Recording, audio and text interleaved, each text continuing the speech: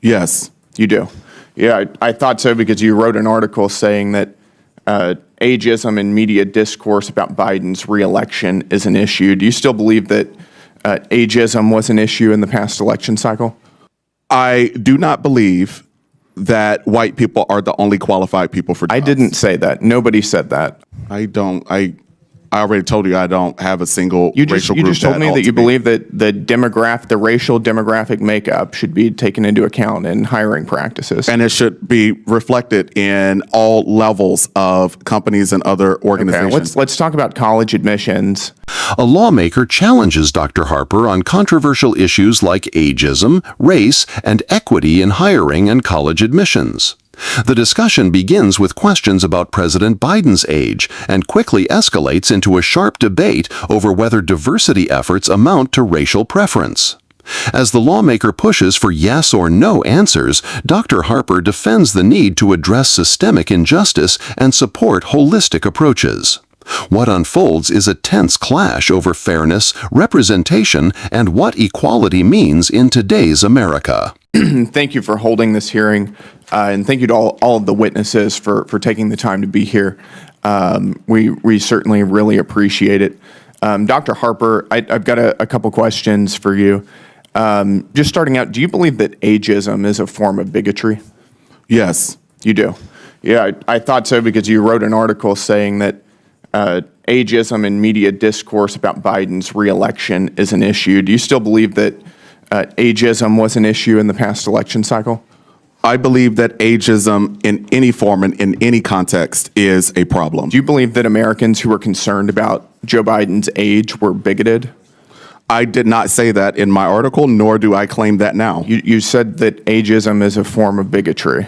Ageism is a form of bigotry, but I did not say that in my article. You cannot misrepresent my ideas. Okay, well, why don't you provide your explanation for that? Ageism is a form of bigotry. People who were concerned about Joe Biden's age were ageist. How do you square that?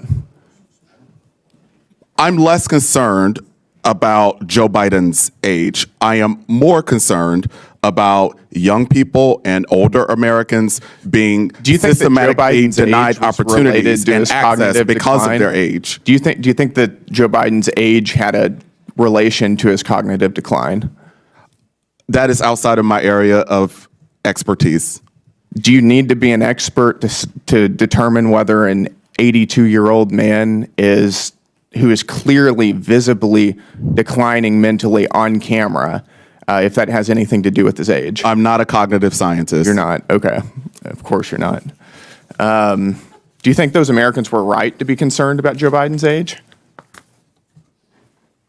Again, you're missing the point. The point is about the ageism itself. Okay. It isn't about Joe Biden. We're going to move on.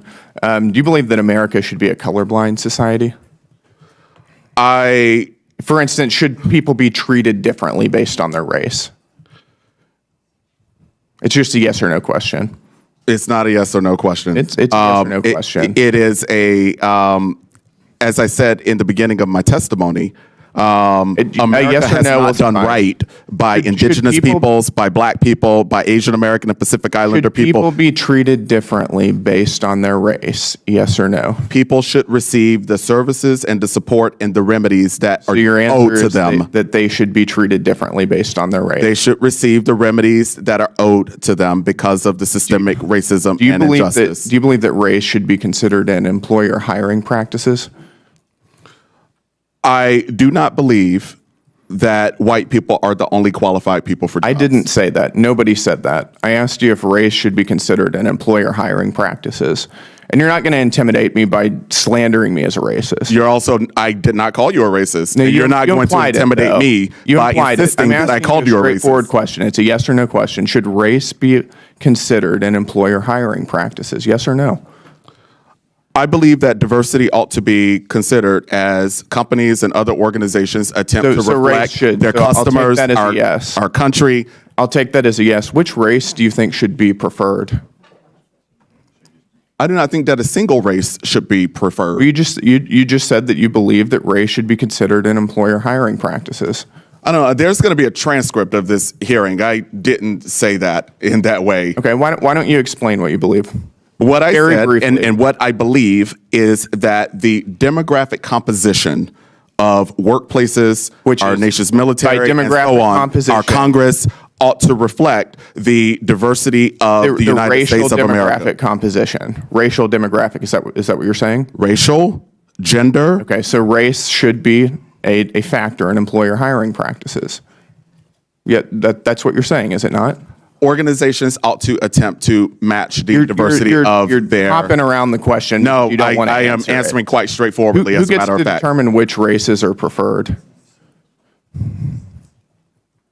I already told you I don't have a single racial group. You just told me that you believe that the racial demographic makeup should be taken into account in hiring practices. And it should be reflected in all levels of companies and other organizations. Okay, let's talk about college admissions. If two different children are applying for college, let's say one is white and one is black, and there's one slot available, should they be evaluated based on the same objective criteria? Test scores, for instance. Are you familiar with holistic admissions? Should they be held to the same standards regarding test scores? I am a proponent of holistic admissions. It's just a yes or no question. Yeah, no, I can't answer that question for you as a proponent of holistic admissions.